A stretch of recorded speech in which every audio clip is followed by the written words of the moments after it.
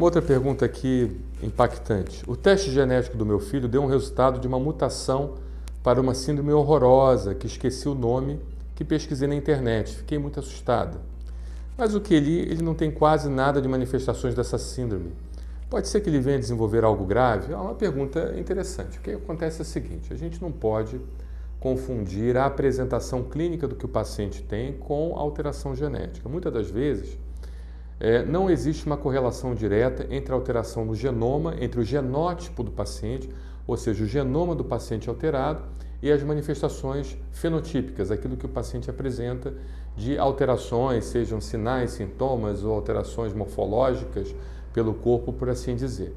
Tá? Então, não é para você ficar assustado. Tem muita gente com alteração genética que não tem absolutamente nada, até porque existem outros fatores, como o próprio fator da epigenética, tá? Ou seja, a epigenética é justamente todas as estruturas que envolvem o genoma humano e que estão ali regulando aquele genoma, ativando ou desativando, por assim dizer, tá? Por isso que a alteração genotípica, ela não necessariamente indicaria uma medida drástica, preventiva ou tratativa da doença. Tá? A gente, lógico, tem que dar todas as orientações. Se aquela alteração genotípica ela pode induzir a uma doença crônica a médio, a curto, médio e longo prazo, a gente tem que dar as orientações ambientais para que aquele paciente evite, então, que essa alteração genotípica ela seja expressa fenotipicamente, ou seja, expressa com sinais, sintomas e alterações visíveis, alterações morfológicas que, porventura, o paciente tem. Por exemplo, a gente tem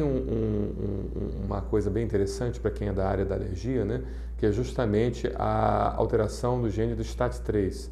O STAT3, ele bem na verdade, quando ele está hipofuncionante, ele está relacionado à síndrome da hiper-IgE, mas quando ele está hiperfuncionante, ou seja, quando ele aumenta a sua atividade, ele estaria relacionado então a doenças autoimunes. Então você vê a importância da epigenética na modulação do genoma do paciente, fazendo com que haja essa interação do ambiente e, consequentemente, fazendo com que os genes ele funcione ou não. Nesse caso, eu usei um exemplo que ainda não é muito elucidativo isso, se realmente existe uma influência grande do ambiente na modulação do STAT3, mas para que você veja que o STAT3 hipofuncionante, ele pode apresentar aquela síndrome de Jó, a síndrome da hiper-IgE, e quando ele estaria hiperfuncionante, então ele poderia estar envolvido com doenças de autoimunidade, tá bom?